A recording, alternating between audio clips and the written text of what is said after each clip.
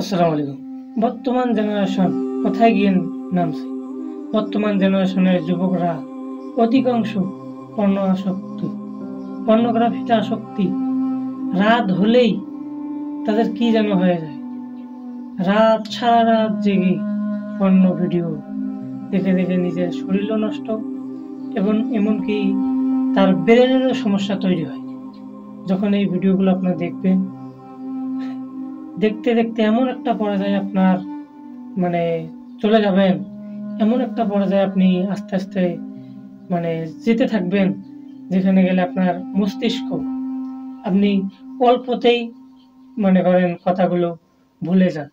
আপনি পড়েন, পর্যাপ্ত পরিমাণে পড়েন, কিন্তু কিছুই মনে থাকে না।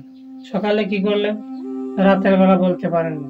এই যে সমস্যাগুলো তৈরি হবে, আমাদের মাথার মধ্যে একটা হরমোন রিলিজ হয়, যেটাকে ডোপামিন বলা হয়। এই ডোপামিন হরমোন যখন রিলিজ হয়, তখন আপনি এর মস্তিষ্ক কাজ করে।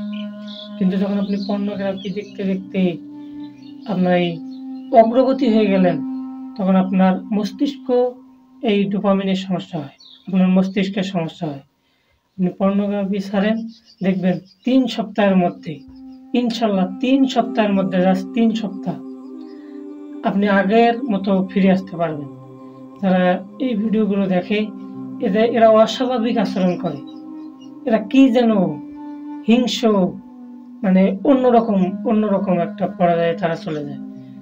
এজন্য এগুলো থেকে দূরে থাকুন। ধন্যবাদ।